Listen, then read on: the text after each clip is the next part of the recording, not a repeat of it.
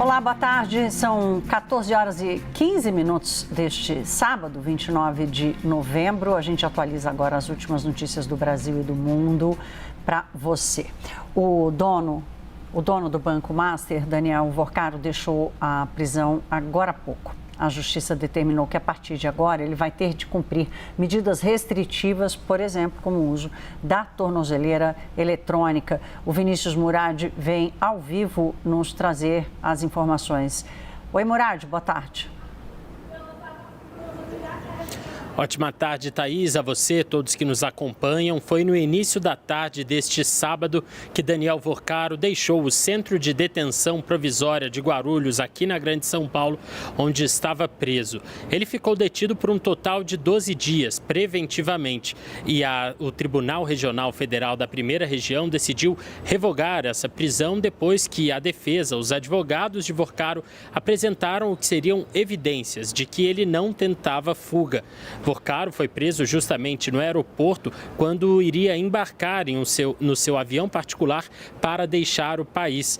Mas, segundo os advogados dele, essa viagem seria uma viagem de negócios para concretizar uma suposta venda do Banco Master e que teria sido informada formalmente ao Banco Central. Foi com base nesses argumentos da defesa que a desembargadora Solange Salgado decidiu revogar a prisão preventiva de Vorcaro. Ele, no entanto, seguirá com diversas medidas restritivas, sendo de forma bastante dura implementadas, e caso haja descumprimento, já está claro na decisão que ele deve voltar à prisão.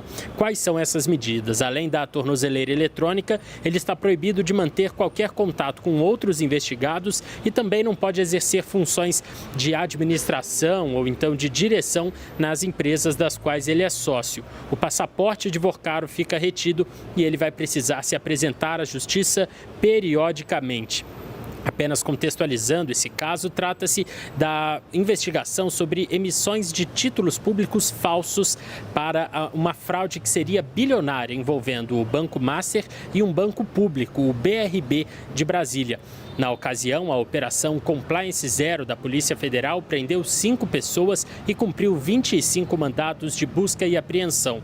Vorcaro chegou a ficar preso em uma cela na Polícia Federal antes de ser transferido para Guarulhos, mas agora, depois de apenas 12 dias, ele já foi solto e responde, por enquanto, em liberdade. Ainda há, claro, todos os trâmites deste caso, o julgamento ainda será feito depois de denúncia, indiciamento, tudo isso ainda está acontecendo, essas investigações acontecem, e um fato curioso é que a defesa dele havia citado em uma manifestação ao Supremo Tribunal Federal que o TRF1, justamente de onde veio essa ordem por soltura dele, não seria competente para julgar este caso. O ministro Dias Toffoli chegou a ser escolhido relator desta ação, mas algumas horas depois de ser protocolado esse pedido, a decisão pela soltura de Vorcaro foi publicada e hoje, no início da tarde, ele já deixou a prisão em um veículo particular e usando tornozeleira eletrônica. Thaís.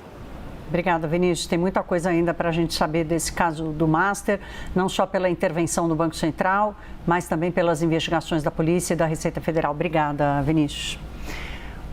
O ministro do Supremo Tribunal Federal, Alexandre de Moraes, deu prazo de 5 dias para que a defesa do general Augusto Heleno, que foi condenado e preso pela trama golpista, apresente os documentos para comprovar que o ex-ministro sofre da doença de Alzheimer. Assunto para a repórter Aline Beckett. Aline fala ao vivo conosco. Aline, boa tarde. Oi, Thaís. Boa tarde a você e a quem nos acompanha. Pois é, o ministro Alexandre de Moraes deu prazo, então, de 5 dias para que a defesa do general Augusto Heleno preste novos esclarecimentos sobre o diagnóstico de Alzheimer. Esse diagnóstico foi utilizado ali para embasar o pedido de prisão domiciliar do general.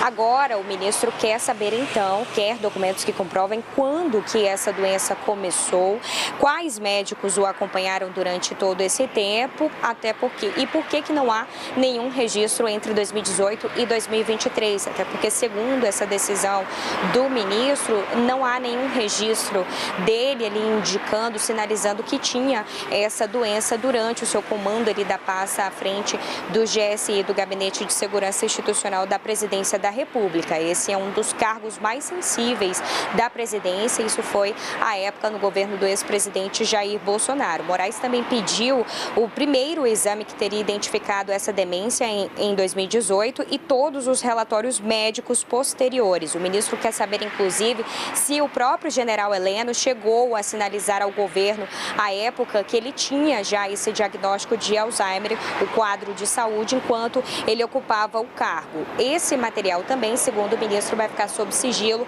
até porque contém dados pessoais ali relacionados ao general Augusto Heleno. E essa determinação do ministro vem um dia após a Procuradoria-Geral da República se manifestar favorável pela prisão domiciliar humanitária de Augusto Heleno. Ele foi condenado a 21 anos pelo Supremo Tribunal Federal por participação na trama golpista. E no parecer, o procurador Paulo Gonet, Thaís, diz que o quadro de saúde realmente do general Augusto Heleno é de Alzheimer progressivo, uma demência mista e também um quadro de hipertensão. Isso justificaria, então, a prisão dele domiciliar diante da idade avançada também, até porque ele tem 78 anos. Paulo Gonet chegou a destacar também que a jurisprudência do Supremo chega a permitir esse tipo de medida, a prisão domiciliar nesses casos em que o sistema prisional não consegue, então, garantir todos os cuidados necessários ali ao condenado, né? Mas apesar disso, o general, na última terça-feira, foi determinada o cumprimento da pena. Chegando no Comando Militar do Planalto, ele fez um exame de corpo de delito e nesse exame mostrou que ele estava lúcido, com sinais vitais normais e relatou apenas dor nas costas. Então, apesar agora desse pedido de prisão domiciliar, o ministro agora concede, então, 5 dias para que a defesa possa apresentar novos esclarecimentos. Depois disso, o ministro vai referendar em plenário virtual da primeira turma do Supremo, onde os demais ministros da primeira turma vão analisar e vão definir, então, se ele vai ou não para a prisão domiciliar humanitária. Enquanto isso, ele segue preso, cumprindo a sua pena, os seus 21 anos de prisão no Comando Militar do Planalto aqui em Brasília. Thaís. Obrigada, Aline. Hoje já tem exame de sangue que é capaz de detectar a doença e comprovar, não necessariamente o estado de lucidez dele no momento que ele foi, enfim, compareceu a essa audiência. Obrigada, até já. O presidente dos Estados Unidos, Donald Trump, anunciou agora há pouco que as companhias internacionais devem considerar o espaço aéreo da Venezuela fechado. A nossa correspondente Mariana Janjaco tem mais informações. Mariana, boa tarde. Oi, Thaís, boa tarde a todos. Thaís, a mensagem de Donald Trump que acendeu o alerta, da comunidade internacional sobre o que pode vir a seguir nessa escalada de tensões. O presidente americano foi às redes sociais e publicou uma mensagem dizendo o seguinte: a todas as companhias aéreas, pilotos, traficantes de drogas, traficantes de pessoas, por favor, considerem o espaço aéreo acima e ao redor da Venezuela completamente fechado. Palavras, então, de Donald Trump, lembrando que na semana passada, a Agência Reguladora de Aviação aqui dos Estados Unidos já tinha emitido um alerta para companhias aéreas considerarem os riscos de sobrevoar ali no espaço aéreo da Venezuela. Por causa disso, 6 companhias aéreas internacionais cancelaram voos para a Venezuela e perderam a licença de operar no país. Então, é uma tensão que vem crescendo porque já existe um enorme arsenal militar americano ali na costa da Venezuela, inclusive o maior porta-aviões do mundo, o Gerald Ford, está lá na costa da Venezuela. Os Estados Unidos designaram o Cartel de los Soles como uma organização terrorista, afirmam que se trata de um grupo que transformou a Venezuela em um narco-estado liderado por Nicolás Maduro, e isso permite que os Estados Unidos façam ataques contra alvos terrestres na Venezuela, ou seja, ataquem de fato a Venezuela, o solo venezuelano. Agora, Trump já disse que não é porque ele pode fazer isso que ele necessariamente vai fazer, mas acende acende o alerta, claro, com esse tipo de mensagem. Lembrando, Thaís, que Trump passa por um momento difícil aqui nos Estados Unidos, com índices de aprovação baixíssimos e críticas, inclusive de apoiadores dele, de que ele estaria dando mais atenção para questões externas do que para as questões domésticas daqui dos Estados Unidos. Então, isso é algo que Trump vem levando em conta também nas discussões sobre o que fazer com relação à Venezuela. E o que a gente tinha de informação, pelo menos até o momento de bastidores, é de que essas discussões vinham acontecendo, com Trump analisando opções ali, mas que ele ainda não tinha chegado a uma conclusão. E aí agora, no sábado de manhã, o mundo então acorda com essa mensagem do presidente americano, Thaís. Obrigada, Mariana. A gente volta a falar aqui do Brasil com uma notícia positiva. A mortalidade infantil voltou a cair no Brasil. Chega a Daniela Malman aqui para falar diretamente conosco. Daniela, boa tarde. Uma contrapartida a essa mesma pesquisa do IBGE que diz que a expectativa de vida do brasileiro também cresceu um pouquinho. Significa que temos mais saúde, não só para as mães, como para as crianças e também para os idosos? Boa tarde.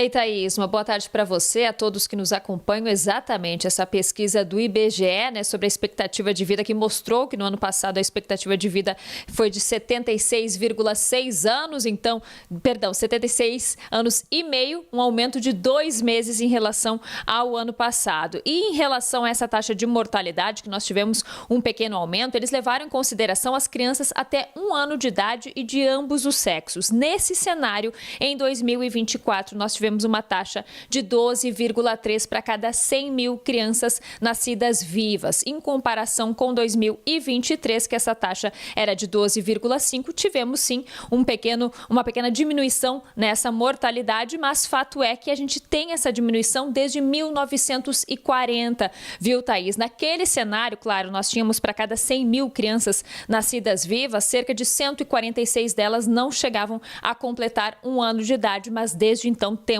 essa queda, tendo em 2010 uma taxa mais acentuada de 15,1 para cada 100 mil crianças nascidas vivas, e depois na pandemia, ali nos anos de 2020 e 2021, essa taxa chegou a 11,3. Em 2022, uma taxa muito parecida com a do ano passado, de 12,4. Mas o IBGE explicou que essa redução ao longo dessas 9 décadas se dá a uma série de programas e de medidas que estão sendo tomadas ao longo desses anos, né? Como, por exemplo, as campanhas de vacinação em massa, os acompanhamentos mais de perto do pré-natal, o aleitamento materno, também ações que são feitas pelos agentes comunitários, principalmente em áreas mais periféricas do país, e também as ações e os programas de nutrição infantil. E com essa melhora na taxa de mortalidade infantil, consequentemente, nós temos também uma melhora nessa taxa de expectativa de vida dos brasileiros.